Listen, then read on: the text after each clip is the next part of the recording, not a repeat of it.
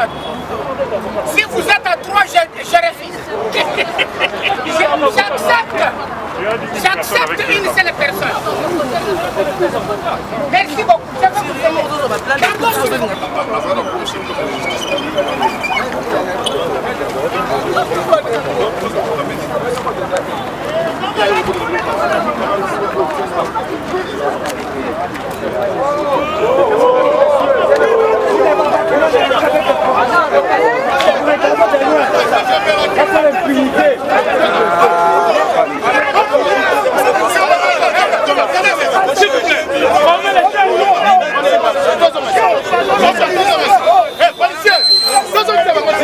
Monsieur le professeur.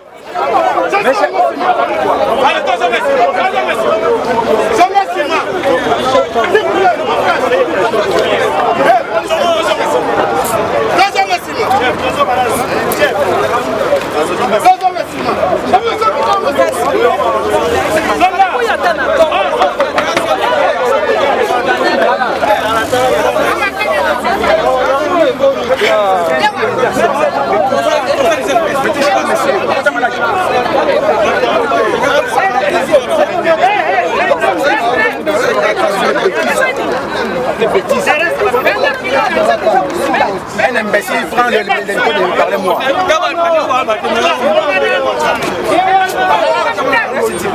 Calme-toi.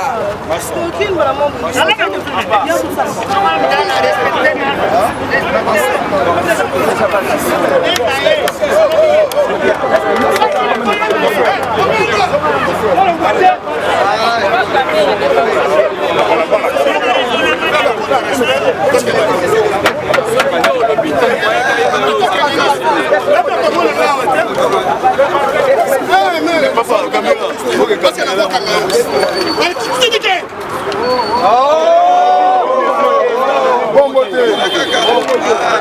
Bon beauté.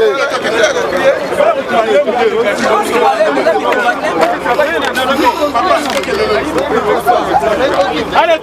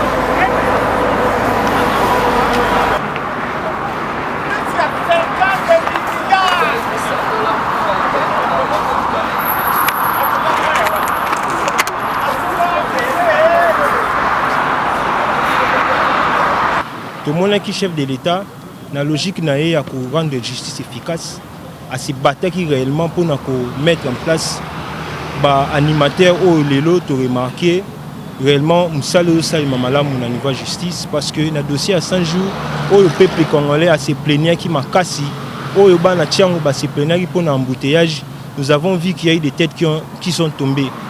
Raison pour laquelle les lots, tout est que la bissomo on a mis sous totale invitation. Il y a le directeur du cabinet chef de l'État en exercice à aller interpeller. On a besoin de motif, il y a satisfaction. Non pas il y a acharnement, il y a satisfaction. Pourquoi? Parce que pendant longtemps, tout combattre l'impunité à travers l'état de droit est commis de plus en plus comme en réalité. Il y a des alliés sur mon abisso, tous allés tout est mis pour veiller na effectivité nango. Au biso tous allés base. Bateau basala effort bako kisa aspiration ya bana changu ya bana mwamba ya ba congolais nyonso accord ya Nairobi na ebité so eza na disposition moko esalema ki et prévoyait ki impunité accord ya Nairobi essentiel nango evanda ki likolo ya servir le peuple congolais accord ya Nairobi ba disposition nango nyonso na monaki ezalaki koloba que le peuple congolais doit être servi. L'air justice a remarqué que le nom de Kamer est cité dans plusieurs dossiers où ils allaient qui malamouté, il fallait nécessairement justice ça moussa nango. Nazomona te siganini biso ba combattant de peste tout ça l'acharnement. Je ne vois pas non plus à quel niveau biso tous liés na makambo monsieur Vital Kamerhe zo sala. Les souhaits les plus ardents ya combattants na peuple congolais ali justice ça moussa nango. Mutunyon so comme on a été en magina 100 jours où ils allaient qui vision chef de l'état servi peuple congolais. Bata aller quand la justice à Samba. Ce qui justice est acquitté. Biso nous sommes constatés. Ce que c'est qui a kangami. Biso nous sommes constatés. Nous n'avons aucun intérêt à s'acharner sur l'individu M. Kamerhe, mais notre seul le plus ardent Zali, 37 ans au biso to bundela et à l'effectif par rapport à la valeur de biso to bundela. Ouais, toza awa mutunyo soyebi que lelo eza mukolo oyo invitation bapesa ki directeur de cabinet chef de l'État excellence Vital Kamerhe pour se présenter na justice mukolo yango ekoki yango moni batu na sima na biso na parquet ya 4e rue biso pe toye pona d'abord ko féliciter avancer oeza ya kitoko ya justice mboka na biso po banda kasavubu ti lelo nano tomona un directeur de cabinet en fonction ba interpeller na justice pe ayete boye mboka itambolaka bongo état de droit yango wana tozoze la justice kaka ndazaka na musala na ya salaka mais vraiment tozo féliciter avancer wana na conscience oye moko directeur de cabinet azui pour na ko se présenter kotinda mutute comme il a yemoko ça c'est à féliciter. Vous savez nous l'avons dit que après l'alternance notre fait de route c'était le combat contre les antivaleurs, le combat contre la corruption, contre l'impunité. Aujourd'hui ce combat a été approprié par la justice. Aujourd'hui, le combat est devenu une nécessité de tout le monde et une affaire de tous. Nous sommes venus ici avec tant d'autres amis des acteurs de la société politique, ainsi de suite, pour soutenir l'avancée significative, bien sûr, comme l'a dit mon prédécesseur de la justice congolaise. Du jamais vu en République démocratique du Congo, depuis son accession à la souveraineté internationale, pour la première fois qu'aujourd'hui, un directeur de cabinet en fonction fasse l'objet d'une poursuite judiciaire, fasse l'objet d'une invitation devant le magistrat de parquet. C'est vraiment une avancée et aujourd'hui les mouvements citoyens, la société civile dans son ensemble réitèrent leur engagement et leur soutien à la justice congolaise, l'encourage à faire mieux que ça. Si Apatuko tuko kumbele ya parquet, voici il est interpellé son excellence M. Vital Kamerhe. Tunafurahiwa sana ile tunaanza kutafuta justice ifanike mumukini yetu ikuye. Tunafurahiwa kuona directeur de cabinet à chef de l'État en fonction, bien sûr, bana m'interpeller, ba mujuger kama atakuwa coupable, akwe coupable. Alors message yetu na ya mwisho ya kusema tutafurahiwa kama influence ici donc comme présidence tout comme fonction il est muntu et qu'on exercer et influencer justice à pan justice ibaki pas que justice équitable.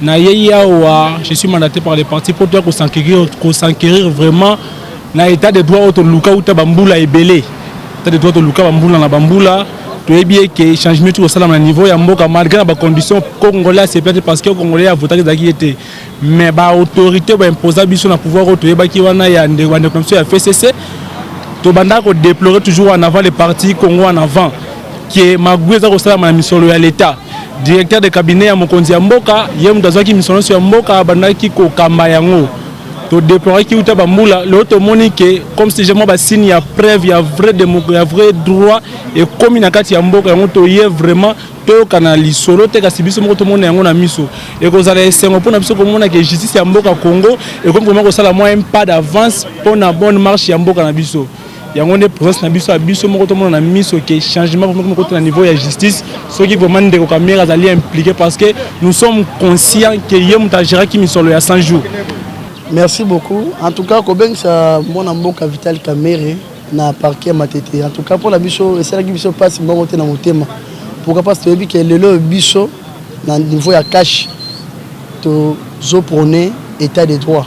État de droit ngelo bagano mutu moko te ozala au-dessus ya justice.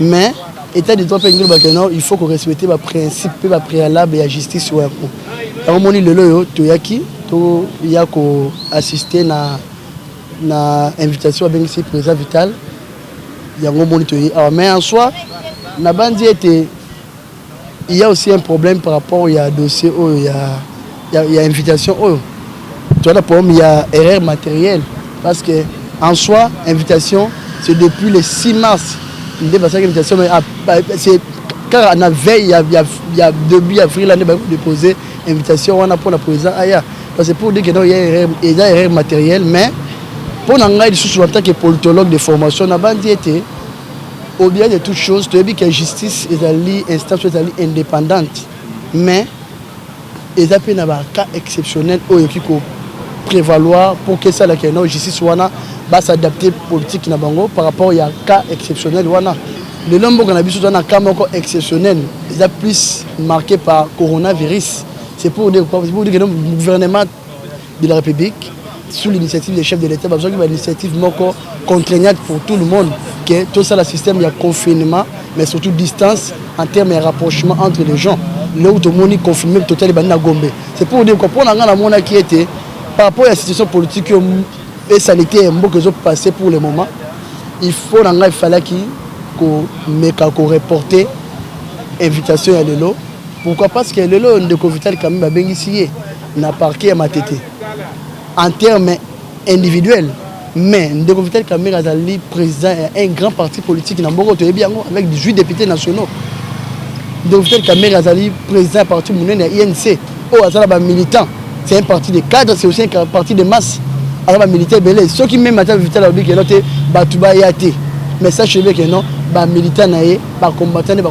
toujours ça ni baya même batu sous la population sont baya pour moi de Vital Kamere ba bengisi na justice maintenant par rapport à mes ministre de la santé pour la mortalité coronavirus bonjour moi que non nous pouvons avoir il y a facilité que non les gens soient contaminés parce que batu dans libanda mais lobby déjà bobuka ki mibeko il y a coronavirus na problème c'est déjà bateau point de presse il y a un ministre au sangani bango nyonso pour la déclaration il y a les cambo merci beaucoup de journalistes c'est que non Vital Kamere en dehors d'être directeur de cabinet a président un parti politique c'est-à-dire ceux qui est dans l'acte moko va bénéficier comme invitation à niveau justice c'est tout à fait normal à convoquer instance politique nationale et appartenir pour échanger par rapport à dossier la justice a fait qu'il va débattre par rapport à résolution ou encore orientation libre par rapport à l'invitation de justice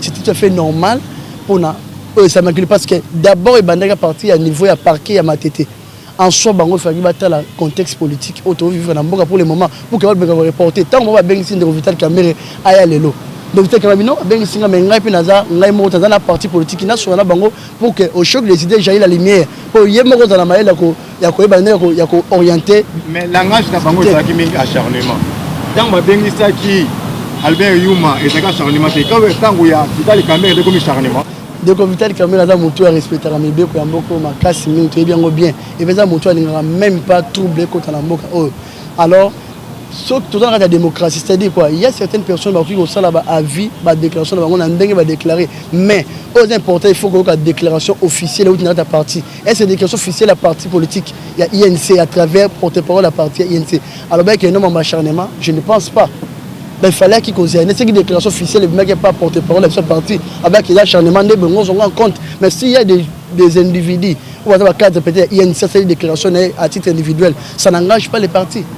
Bon, moi je pense que justement qu'on a vu ça, tout le monde ça là, qui est comme vraiment effectivement la logique, il y a impartialité à la justice, mais dans 5 pays qui est non, justice malgré qu'il y ait des dispositions juridiques préétablies par rapport à l'indépendance de la justice, mais il faut qu'on tenir compte il y a la réalité socio-politique au moment de traverser pour la convocation, il y a parce que Vital Kamere c'est un citoyen comme tout autre citoyen mais c'est un homme public tant que Bengisi n'est pas ma tête alors sachez bien que non il y aura une foule de membres et partis na ba tout souhaite banda ba kota pays de traverser moment exceptionnel tout le monde comme chef de l'état du Bunda pour le financement pour vaincre la maladie alors pour moi j'aurais souhaité qu'il fallait reporter pour par rapport il y a urgence humanitaire dans l'angle sur le plan sanitaire, bah reporter pour que bah bien de Vital Kamerhe na mikologoya après mama coronavirus pour éviter la contamination inutile au réseau et remettre même en cause justice indépendance à justice. Nous avions constaté la présence des policiers, n'est-ce pas, fortement armés, qui interdisent l'accès au palais. Alors, nous regrettons, en tant qu'avocats, de nous interdire, n'est-ce pas, d'y accéder au palais de justice. Nous sommes des collaborateurs de la justice. Le fait pour lequel M. Vital Kamerhe est interpellé, nous ne savons pas, au strict respect, n'est-ce pas, du caractère secret de l'enquête. L'enquête est inquisitoriale et secrète. Donc nous ne savons pas le fait pour lequel M. Vital Kamerhe est appelé et appréhendé, mais nous avons le fort regret, n'est-ce pas, de voir les policiers nous interdire, nous avocats, d'y accéder au palais, ce qui n'est pas bon pour nous. Et peut-être sous d'autres cieux, qu'on peut voir, n'est-ce pas, sans invitation, sans communiquer, peut-être on devrait déférer ou soit nous communiquer qu'aujourd'hui il est interdit strictement aux avocats, n'est-ce pas, d'y accéder au palais. Mais on n'a pas été communiqué et subitement et en trombe on voit la présence des policiers qui nous interdisent, même nous avocats, ce qui n'est pas normal. Nous sommes avocats, nous sommes appelés à collaborer avec la justice. Bon, comprenez que le président national de notre parti INC, actuellement étant directeur du cabinet du chef de l'État, nous sommes dans un pays où vous connaissez que des choses ont changé.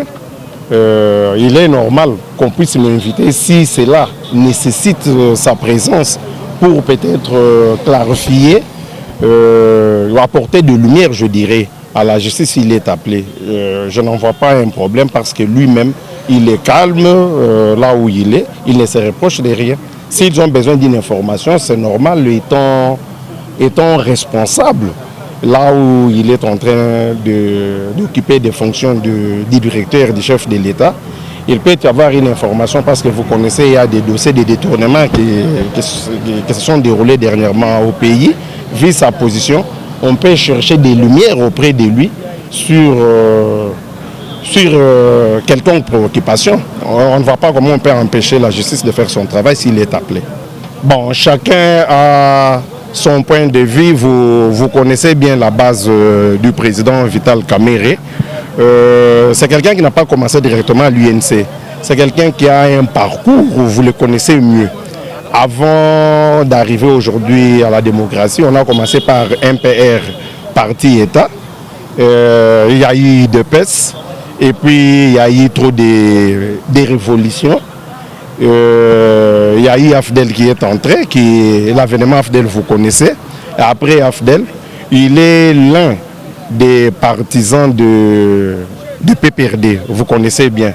Vous connaissez ce qui lui était arrivé avant qu'il puisse créer l'UNC. Et tellement que c'est un monsieur très envié, et souvent il est toujours visé, on lui en veut de mal. Bon, vous savez, on ne lance jamais de pierre sur un fruit pourri. On ne peut que chercher à cueillir un fruit qui est mûr. C'est comme ça que j'ai toujours compris. Quand il y a un problème, on ne fait que citer Vital Kamerhe. Bon, je crois que ça serait peut-être une occasion pour lui et pour nous, ces cadres du parti, pour que nous puissions être à l'aise. Nous sommes très dérangés de gauche à droite. On nous pose toujours des questions sur tout ce qui ne marche pas au pays en citant le nom de Vital Kamerhe. Comme il est invité, je crois que cela va pouvoir éclairer l'opinion publique. Non, je ne pense pas que Vital Kamerhe puisse boycotter cette invitation. Il finira par répondre parce que c'est un monsieur très bourré des notions de droit, bien qu'il est économiste.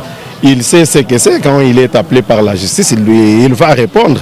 Bien même si on ne lui a pas vu aujourd'hui, mais il était là car je vis ces avocats qui sont venus le représenter. Peut-être il est empêché pour une raison ou une autre. Je suis sûr et certain que s'il est réellement convoqué, comme nous l'avons tous appris avec vous, il passera et il viendra répondre. Et tout le monde sera satisfait. À comprendre que le parquet est un instrument de la justice. et qu'en tant qu'instrument de la justice, le parquet a initié une action judiciaire au sein de laquelle Vital Kamerhe est invité comme renseignant à venir se présenter et à éclairer la lanterne du parquet par rapport à certaines choses dans lesquelles le parquet veut voir clair. Je ne suis pas de l'UNC certes, mais je suis le premier secrétaire national, donc président du Parti Socialiste. Et à ce titre-là, le Parti Socialiste est un allié à l'UNC de Vital Kamerhe. En tant que Congolais, je me devais d'être là pour savoir réellement comment fonctionne dorénavant la justice dans mon pays. Je sais déjà qu'il ne viendra pas. Je suis venu m'enquérir de la situation au cas où on aurait été surpris par autre chose.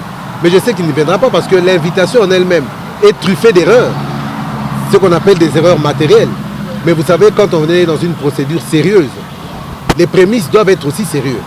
Donc c'est-à-dire que je pense que le parquet va peut-être établir une deuxième invitation, mieux motivée et mieux agencée. Et dès que ce sera le cas, une invitation dans les normes, Kamerhe et Vital Lokaningini sera très heureux de répondre à cette invitation afin d'éclairer la lanterne de la justice. Des erreurs, quoi par exemple? Mais l'erreur flagrante, la première erreur, c'est que la date à laquelle il est invité n'est pas connue. La lettre date du 3 avril, mais la date à laquelle il demande de se présenter est celle du 6 mars. Allez-y comprendre.